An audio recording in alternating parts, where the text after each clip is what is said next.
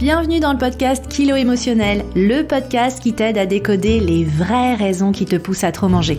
Je suis Johanna Verdi, coach de vie, auteure du guide Mon cahier Kilo Émotionnel, créatrice du programme Déjeuner en paix et moi-même ancienne mangeuse compulsive. Si la nourriture te rend dingue, si tu te jettes sur la bouffe à la moindre contrariété, si tu rêves de perdre du poids mais que tu es incapable de tenir un régime plus de 2 jours ou 2 heures consécutives, tu es au bon endroit. Avec ce podcast, je vais te montrer comment sortir de l'obsession alimentaire et faire la paix avec ton assiette et ta balance pour que tu puisses enfin consacrer ton énergie à ce qui compte vraiment. Hello et bienvenue dans ce nouvel épisode du podcast qui t'accompagne tout l'été. Alors tu le sais, ce podcast il est là pour toi, il est là pour vous toutes, pour vous aider. Et c'est pourquoi c'est un podcast en fait qui est basé sur de la co-création. C'est-à-dire qu'en fait pour trouver mes sujets, pour développer mes sujets, je me sers très régulièrement de vos questions, de vos feedbacks, de vos demandes de conseils au quotidien. Et le sujet du jour, je l'ai choisi après avoir discuté avec Julie, qui est une ancienne participante de mon programme Déjeuner en paix. Alors Julie, avec son autorisation, je vous partage le message qu'elle m'a envoyé sur les réseaux.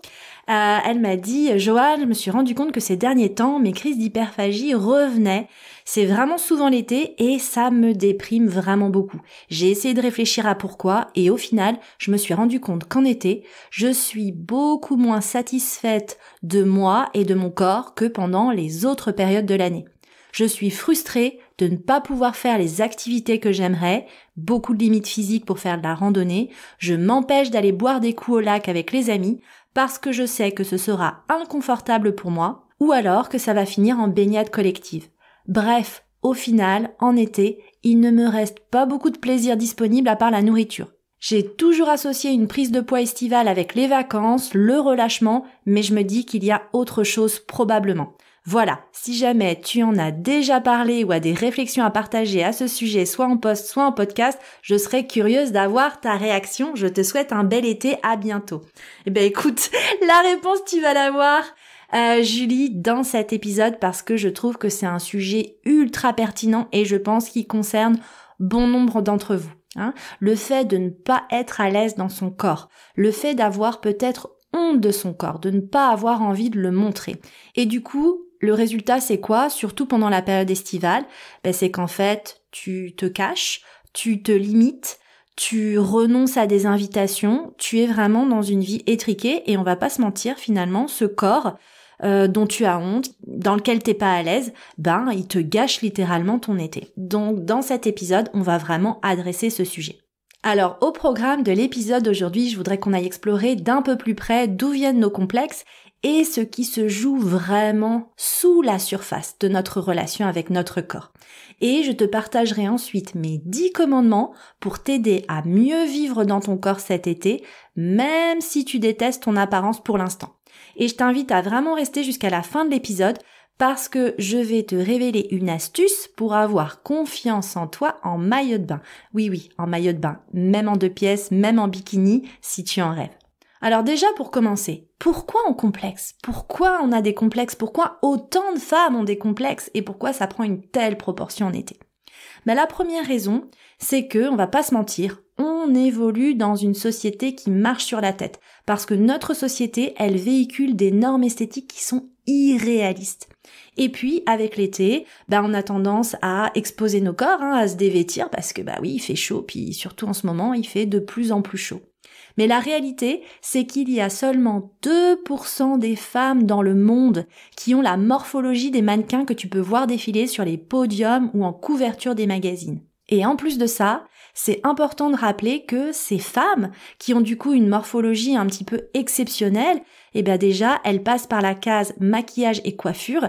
Et si tu as vu un petit peu des images de backstage de shooting, tout ça, c'est vraiment une étape capitale qui prend littéralement des heures. Donc les filles, elles ont des heures de maquillage, des heures de coiffure, tout ça sous les mains d'experts. Et puis, en plus de ça, après le shooting, il y a de la retouche photo, en post-production, de la retouche Photoshop en tout genre. Ce qui fait qu'en fait, les images idéalisées que tu peux voir dans les campagnes de pub, dans les clips vidéo ou sur les réseaux sociaux, ça crée vraiment des attentes qui sont irréaliste par rapport à ton apparence physique. Et tout ça, ça décuple tes complexes. Parce que tu cours après un idéal qui, en fait, en réalité, a été créé de toutes pièces, artificiellement, informatiquement. Donc voilà, on est vraiment dans une société qui idéalise le corps féminin. Il y a vraiment cette image, cet idéal, cette volonté de rester à tout prix toujours svelte, toujours jeune. Et d'ailleurs, ce qui est fou aujourd'hui, ce sont toutes les stars qui ont 50, 60 ans, voire plus, et qui souvent ont meilleure allure que toi à 30 ans. Et ça, évidemment que ça contribue à cristalliser toutes nos peurs, toutes nos angoisses et tous nos complexes. Parce que finalement, nous aussi, on voudrait atteindre cet idéal. Mais, je te le rappelle, cet idéal ne se fait pas sans une aide qui n'est pas naturelle, que ce soit des retouches, des filtres, ou que ce soit aussi la chirurgie esthétique.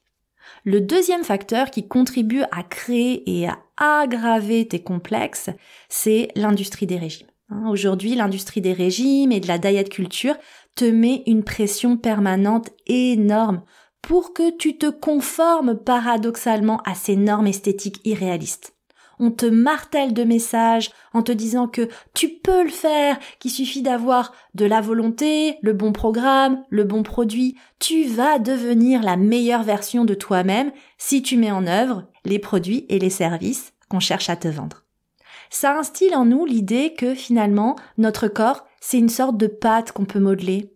Ah oui, on peut pas changer la couleur de nos yeux, on peut pas changer notre taille, mais on a l'impression que notre corps, notre enveloppe physique, et puis la couche de graisse, on va le dire, qui recouvre notre corps, ça c'est quelque chose qu'on pourrait vraiment changer, transformer. Il y a vraiment ce message véhiculé que tu n'es pas, t'es pas bien comme t'es aujourd'hui, t'es pas parfaite, t'es pas acceptable, t'es pas belle, et il y a des choses chez toi que tu dois changer. Et ça commence dès l'adolescence, la puberté. Déjà, t'as peut-être la prise de poids, ton corps qui change d'aspect, qui change de silhouette, peut-être des boutons d'acné, et tout ça déjà, ça devient une source de complexes et de problèmes.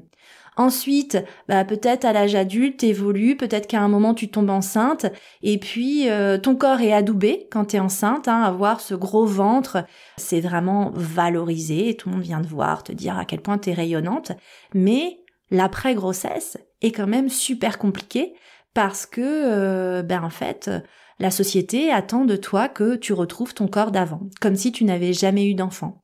Et puis ensuite, le corps d'une femme, il est traversé par plein de changements hormonaux, on va pas se mentir, les corps changent, les corps vieillissent. Et pourtant, le message qui est martelé, c'est toujours le même. Il faut gommer, il faut effacer, il faut réduire. Que ce soit les boutons d'acné, les pores de la peau, les bourrelets, les rides, les taches, les cheveux blancs. Alors oui, on est dans une société qui marche sur la tête, une société à deux vitesses, où on va te dire qu'un homme se bonifie avec l'âge. On va dire à un homme que waouh, ses cheveux poivre et sel, vraiment, ça lui donne un charme fou. Alors qu'en revanche, on va montrer du doigt une femme qui décide de ne plus colorer ses cheveux et simplement de porter ses cheveux blancs.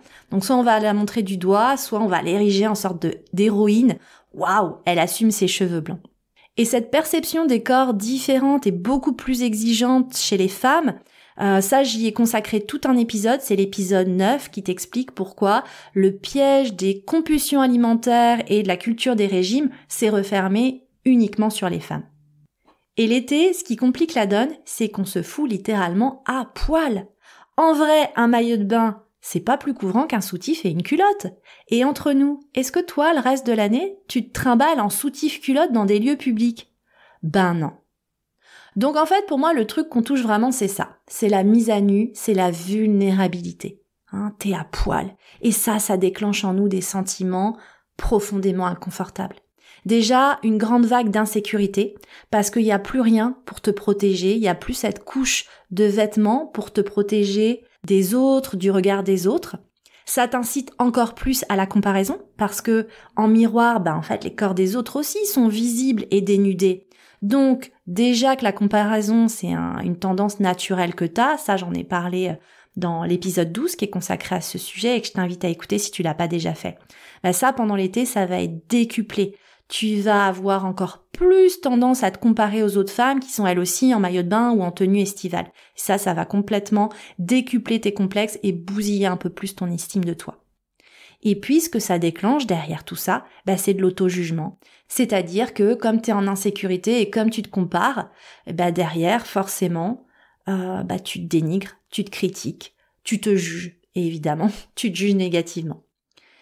Et tout ça, c'est vraiment renforcé si tu évolues dans un environnement qui a tendance à juger et à critiquer beaucoup les autres et surtout les corps des femmes.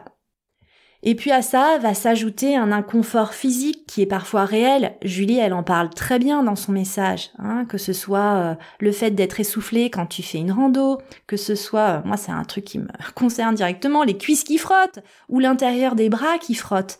Mais qui frottent à un point où ça devient douloureux, où tu as des vraies irritations qui finalement te handicapent. Moi, pendant des années, c'est quand je faisais du vélo en short, si j'avais pas choisi le bon short qui frotte au bon endroit, la sortie en vélo, ça devenait littéralement un enfer. Parfois, tu peux être limité dans tes mouvements, t'es pas capable de sauter, de bouger, de courir, de nager, tu peux pas aller faire de l'acrobranche ou des activités un peu physiques comme tu voudrais et comme les autres t'encouragent à faire. J'avais même une cliente qui me disait, moi je m'interdis le trampoline parce que j'ai peur que le trampoline craque à cause de mon poids. Alors certes, il y a une part de réalité physique, mais il y a aussi, j'ai envie de te dire, une part immense d'histoire qu'on a tendance à se raconter sur notre valeur. J'étais mieux à ce poids-là ou je serais mieux à ce poids-là. Des histoires qu'on se raconte sur le regard des autres et le jugement des autres. On se persuade en fait que quand on rentre dans une pièce ou quand on marche sur la plage, les autres ne regardent que nous, ne voient que nos défauts, ne voient que nos bourrelets. Et puis, ces histoires qu'on se raconte, c'est souvent des choses qu'on a entendues depuis le plus jeune âge. Ça a été instillé en nous parfois depuis l'enfance. On est convaincu, parce que les autres nous ont convaincus, que le problème, c'était nos grosses cuisses, nos grosses fesses, qu'on avait un joli visage, mais qu'il fallait qu'on perde du poids, etc., etc. Le paradoxe de tout ça, c'est que, en fait, on se sent mal, on se cache, on a vraiment tendance à réduire les interactions avec les autres, comme les baignades collectives. Julie, elle en parle hyper bien. Elle s'interdit carrément le pot qui précède généralement la baignade collective. Et puis tu te retrouves à sortir des prétextes pour décliner une invitation, tu évites des activités. Bref, on se résigne à une vie étriquée, ce qui est quand même super ballot pendant la période estivale, qui est la période au cours de laquelle on peut vivre un max d'expériences et créer un maximum de souvenirs. Et le résultat, c'est que paradoxalement, on va avoir tendance à plus se tourner vers la nourriture et avoir plus de compulsions parce que c'est notre façon de gérer nos peurs, nos doutes, nos angoisses. On se tourne évidemment vers les aliments interdits, en tout cas les aliments qu'on a catégorisés comme interdits, qui sont nombreux pendant l'été, les barbecues, les chips, les glaces, et on culpabilise. Et on prend du poids ou alors on a peur de prendre du poids. Et on se sent encore plus mal, surtout si en plus le reste de l'année, t'as l'impression de limiter les dégâts en faisant du sport, mais que là, t'as pas du tout la même routine sportive. En tout cas, si tu te reconnais dans tout ce que je viens de décrire, sois rassuré, tu n'es ni seul ni détraqué. Et pour moi, il est hors de question d'attendre plus longtemps pour que tu profites ton été. On va pas laisser ton corps te ruiner ton été, te gâcher ton été, et encore une fois, même si tu le détestes. Parce que, je le sais, si t'écoutes ce podcast, t'es peut-être encore dans cette phase où tu détestes ton corps. Et j'ai envie de te dire ici, j'accueille vraiment ça avec toi. C'est ok. T'as le droit de pas aimer ton corps. T'as le droit de pas être satisfaite de ton corps. T'as le droit, si tu veux, d'en vouloir à ton corps. Ok, ça c'est ton point de départ et il est hors de question d'invalider tes ressentis.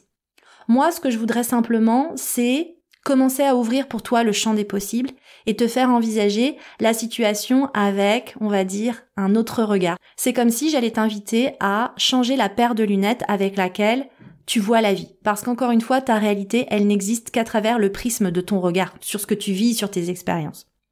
Donc, maintenant, je voudrais te partager 10 commandements. Mes 10 commandements pour t'aider à mieux vivre dans ton corps cet été, encore une fois, même si tu détestes ton apparence pour l'instant. Alors, commandement numéro 1. Rappelle-toi que tout le monde a des complexes. Oui, tout le monde, même ces femmes que tu considères comme les plus belles du monde. Et en réalité, tu ne sais pas ce qui se passe dans la tête des gens. Même les personnes qui rayonnent le plus de confiance en elles ont leurs complexes et leurs insécurités. Donc en vrai, ce que tu vis, j'ai envie de te dire, tout le monde le vit d'une certaine façon. Commandement numéro 2. Tu n'es pas obligé d'aimer ton corps, mais tu peux juste commencer à reconnaître les choses qu'il fait pour toi sans que tu aies besoin de lui demander. Bah oui, déjà, ton petit cœur qui bat, tes poumons qui te permettent de respirer, bah tout ça, ça se fait chaque jour au quotidien, sans que tu aies besoin de demander. Et puis, reconnecte-toi à toutes ces expériences, ces ressentis, ces émotions, la joie, le plaisir, la sensorialité. Vivre dans son corps, c'est pas juste un visuel, c'est pas juste une apparence esthétique, c'est une expérience sensorielle complète et unique. Donc il est peut-être temps aussi de te reconnecter à ça, à tes sens, à ta sensorialité, le soleil qui chauffe ta peau, la fraîcheur de l'eau, la première gorgée d'un cocktail qui coule dans ta gorge. Commandement numéro 3. Rappelle-toi que la priorité de chacun, c'est lui-même. Bah oui, lui-même. En vrai, les autres, ils s'en foutent royalement de toi et de ta taille de maillot de bain ou de short. Hein. En vrai, s'ils te regardent, c'est peut-être simplement parce que t'es la seule distraction dans leur champ de vision, ou alors qu'en miroir, parce que je te l'ai dit, la plupart des gens sont eux-mêmes en insécurité, peut-être qu'en miroir, en fait, ils te regardent pour voir si toi tu les regardes, parce qu'en fait, ils sont juste inquiets de ce que tu penses d'eux et de l'image que t'as d'eux. Donc tu vois, en fait, l'insécurité, elle est pas forcément toujours là où tu le crois, elle est pas forcément toujours que chez toi, elle est peut-être aussi parfois dans le regard de l'autre. Commandement numéro 4. Fais de ton mieux pour ne pas juger les autres et entoure-toi de personnes positives et bienveillantes qui ne passent pas leur temps à juger et à critiquer. Bah oui, les gens qui passent leur temps à critiquer, à dénigrer les autres, en général, ce sont des personnes qui sont elles-mêmes mal dans leur peau. On va pas se mentir, c'est généralement des gens qui sont moins et font moins. Donc vraiment, essaye au maximum de prendre tes distances avec les personnes qui sont comme ça. Ensuite, le commandement numéro 5. Il est tellement important pour moi, tellement important. N'oublie pas que ton temps sur cette terre est limité. Ton temps, c'est une ressource qui n'est pas renouvelable. On a tendance à vivre comme si on était tous et toutes immortels, mais c'est pas le cas. Notre temps sur cette terre est limité. Et par exemple, je disais une statistique qui m'a un peu refroidi l'autre jour, mais c'est important de se reconnecter avec ça. C'est que par exemple, avec tes enfants, quand ils auront 18 ans, t'auras passé avec eux 90% du temps que tu passeras au total avec eux dans leur vie. Tu te rends compte ? Alors, compte combien d'étés il te reste avec eux notamment. Qu'est-ce que tu souhaites faire de ce temps ? Est-ce que tu souhaites continuer simplement de gâcher ton temps à te morfondre et à te dénigrer ? Ou alors, est-ce que tu as envie d'utiliser ce temps pour vivre des expériences, créer des souvenirs, tout simplement ? Ensuite, commandement numéro 6. Ne t'oblige plus à faire des choses qui ne te mettent pas à l'aise et surtout ne t'oblige plus à faire des choses qui ne te font pas plaisir. En vrai, est-ce que la randonnée, ça te fait vraiment kiffer ? Si c'est pas le cas, n'en fais pas. Et l'acrobranche, si vraiment ça te fait te sentir mal et te sentir en échec, en fait, décline tout simplement. Là, c'est des bonnes raisons de décliner. En revanche, commence à réfléchir à ce qui te fait du bien, à toi, à ton corps, à ton âme. Est-ce que c'est une balade sur la plage au coucher de soleil ? Est-ce que c'est une soirée à danser sur les hits de l'été ? Ou est-ce que c'est tout simplement une bonne nuit de sommeil ? Au lieu de te concentrer sur ce que tu ne peux pas faire, commence à te demander ce que tu as envie de faire, ce que tu aimes faire, ce qui t'apporte vraiment du plaisir. Car rappelle-toi que la cause principale de tes compulsions alimentaires, c'est généralement une carence, mais pas n'importe laquelle, une carence en plaisir. C'est vraiment ça qui te pousse à trop manger. Commandement numéro 7. Ouvre-toi sur tes insécurités et sur ta vulnérabilité. Moi, à titre perso, quand j'ai commencé à parler de mes troubles alimentaires à une de mes meilleures amies, je n'imaginais pas une seconde tout ce qu'elle allait me raconter. En fait, elle-même avait traversé des années de boulimie, et j'ai envie de dire presque encore plus grave que moi, parce que elle, c'était des années de boulimie vomitive. Et finalement, ce partage, ça nous a rapprochés. En étant vulnérable moi-même, je lui ai donné le courage, ou peut-être, je sais pas, l'autorisation de s'ouvrir sur sa propre vulnérabilité. Et ça m'a fait me sentir tellement mieux au final de savoir que j'étais pas seule, de pouvoir parler de tout ça librement avec une personne qui comptait pour moi. Alors si tu as la possibilité, si l'opportunité se présente de parler du sujet des complexes, par exemple avec des personnes qui sont proches de toi, ça peut vraiment ouvrir sur des conversations profondes et le soulagement que les autres ont les mêmes insécurités que toi. Et tu vas voir au final, ça va te permettre de créer des connexions sincères avec les autres, quelque chose qui te manque souvent. On en vient à mon commandement numéro 8, que vraiment j'adore. C'est allume la lumière sur tes atouts. Finalement, c'est comme les activités. Arrête de voir ce que tu peux pas faire et concentre-toi sur ce qui te fait kiffer. C'est pareil avec ton corps. Arrête de te concentrer sur ce qui ne te plaît pas et commence à allumer la lumière sur ce qui te plaît. Moi, personnellement, pendant longtemps et encore aujourd'hui d'ailleurs, un de mes complexes, c'est mon ventre. C'est vraiment la partie de mon corps que finalement j'aime le moins. Et même quand j'ai été mince, voire très mince, voire carrément maigre, il a jamais été complètement plat. Il a toujours eu ce petit rebondi. Et aujourd'hui en plus, j'ai 2 kystes gros comme des pamplemousses à la surface de l'utérus. Et j'ai pas envie d'y toucher niveau chirurgie, c'est pas dingue. Bref, faut que je renonce à mon ventre plat. Mais est-ce que je vais pour autant renoncer à mon maillot de bain ? Ça, sûrement pas. J'aime trop me baigner, j'aime trop m'éclater dans l'eau, c'est vraiment une source de kiff énorme pour moi. Par contre, j'ai aussi appris à mettre en valeur mes atouts, à mettre la lumière sur ce que j'aime chez moi. Et par exemple, le soir notamment, je me maquille vraiment beaucoup plus les yeux et j'ai appris à mettre en valeur mon regard. J'ai aussi appris à coiffer et à mettre en valeur mes cheveux naturellement bouclés, quelque chose à côté duquel je suis complètement passée pendant des années. Et surtout, j'utilise mon arme fatale, mon sourire. Même en maillot de bain avec mes bourrelets, j'ai confiance parce que je sais que quand je discute avec quelqu'un, c'est mon regard et mon sourire qui vont regarder, pas mon ventre. Et d'ailleurs, ça fait la transition parfaite pour mon commandement numéro 9. Rappelle-toi que personne ne choisit ses amis pour son corps et son IMC. Réfléchis-y toi-même. Est-ce que t'as choisi ta meilleure amie parce qu'elle rentrait dans un 38 ou est-ce que tu l'as choisie pour sa lumière et pour sa personnalité ? Oui, on choisit les gens pour qui ils sont et pas pour ce à quoi ils ressemblent et c'est super important de le rappeler. Alors, au bout du bout, le message que je voudrais te passer, c'est que t'as le droit de pas te sentir bien dans ta peau. T'as le droit de pas aimer ton corps tel qu'il est aujourd'hui. Y a personne qui a le droit finalement d'invalider ça et de te dire non mais aime-toi comme t'es, accepte-toi comme t'es, clairement. Par contre, je voudrais t'inviter à te poser une question beaucoup plus pertinente selon moi. Qu'est-ce qui t'a fait manger cette année ? Qu'est-ce qui t'a fait grossir ? Qu'est-ce qui a fait que tu ne t'es pas donné la priorité ? Est-ce que c'est vraiment que t'as une vie sédentaire et une alimentation dégueulasse ? Ou alors c'est que t'as mangé parce que t'étais mal dans ton job, ou mal dans ton couple, ou mal dans ta vie de famille, ou que ton célibat qui dure te pèse trop, ou parce que t'as fait des fausses couches, ou parce que t'as perdu un proche ou accompagné un proche dans la maladie. Il y a finalement tellement d'histoires de vie qui se cachent derrière l'histoire de notre poids.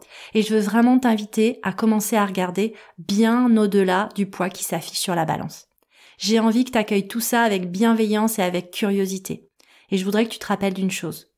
Ton corps, aujourd'hui, ton corps tel qu'il est aujourd'hui, est le résultat de l'identité que tu as choisi de porter jusqu'à présent.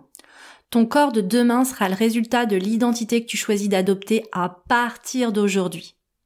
Et si tu veux travailler avec moi sur la libération de tes blessures et ce travail profond de réécriture de ton identité, je t'invite à me rejoindre dans la prochaine édition de Déjeuner en paix. Déjeuner en paix, c'est mon programme de coaching signature que je propose 3 fois par an seulement en janvier, avril et septembre. Donc, on commence très prochainement. Avec ce programme, je vais t'accompagner pendant 3 mois pour te libérer définitivement des narratifs toxiques et te permettre de construire progressivement cette nouvelle identité et les comportements, qu'ils soient alimentaires ou relationnels, qui vont avec. Déjeuner en paix, c'est vraiment une aventure individuelle et collective, aussi transformatrice que libératrice. Et si tu veux en savoir plus, je te mets évidemment le lien dans le descriptif de cet épisode. Et avant de te quitter, je voudrais te partager un conseil important. Si aujourd'hui tu fais partie de celles qui ont trop honte pour se mettre en maillot de bain, si tu fais partie de celles qui se planquent sous un paréo, voire qui ne vont plus du tout se baigner parce que tu as trop honte de ton corps. Si c'est le cas, je voudrais juste te dire une chose. N'attends pas d'avoir confiance en toi pour enfiler ce maillot de bain. Il faut vraiment que tu prennes conscience que la confiance, c'est quelque chose qui se construit avec l'expérience. Ça veut dire quoi? Ça veut dire que c'est en enfilant un maillot de bain, et tant qu'à faire, pourquoi pas un 2 pièces, une première fois, et en se rendant compte que tout se passe bien, puis une deuxième fois, puis une troisième fois, puis une quatrième fois, et ainsi de suite, pour que ça devienne vraiment naturel. C'est l'expérience et la répétition qui va vraiment te permettre de développer cette confiance en toi. Alors, n'attends pas un été de plus pour te lancer et pour essayer. Allez, et je vais même te rajouter une petite astuce pour t'encourager à passer à l'action. La prochaine fois que tu te dis « faut que je rentre mon ventre, faut que je paraisse plus mince », je t'invite à changer un petit peu de paradigme et à te dire « non, ce qu'il faut, c'est que je me grandisse ». La posture, c'est tellement important. Tu vas voir quand tu commences à conscientiser que ce que tu veux faire, c'est te grandir, tu vas voir ta posture va s'ouvrir. Visuellement, en plus, ça marche. Tu parais plus élancée, plus élégante. Puis on va pas se mentir, se dire faut que je me grandisse. Déjà en termes de vocabulaire, c'est plus joyeux, c'est plus facile à tenir. Je suis pas dans faut que je paraisse plus mince, mais faut que je paraisse plus grande. Moi personnellement, ça me fait plus envie. Je trouve ça vraiment plus joyeux. Et tu vas voir en plus ta posture a la capacité de booster ta confiance en toi et ton estime de toi. Essaye, tu vas voir, ça coûte rien et ça ne demande ni effort ni volonté. Et ça marche, tu m'en diras des nouvelles. Voilà, j'espère que cet épisode t'aidera à vivre un peu mieux dans ton corps cet été et à kiffer la période estivale. Si tu aimes ce podcast, pense à le soutenir avec des commentaires, avec des pluies d'étoiles. C'est ce qui permettra de soutenir sa visibilité sur les plateformes de diffusion. Et moi, je te retrouve comme d'habitude la semaine prochaine pour un nouveau sujet estival. Alors en été, on mange plein d'aliments qu'on catégorise comme interdits, les apéros, les barbecues, les glaces, etc. Le problème, c'est que la consommation de ces aliments, ça déclenche généralement chez nous un énorme sentiment de culpabilité. Alors, qu'est-ce qu'on fait de tout ça? Comment on gère ces aliments interdits? Et surtout, comment gérer la culpabilité alimentaire? C'est exactement ce dont on va parler la semaine prochaine. Je te remercie pour ta présence et je te donne rendez-vous au prochain épisode.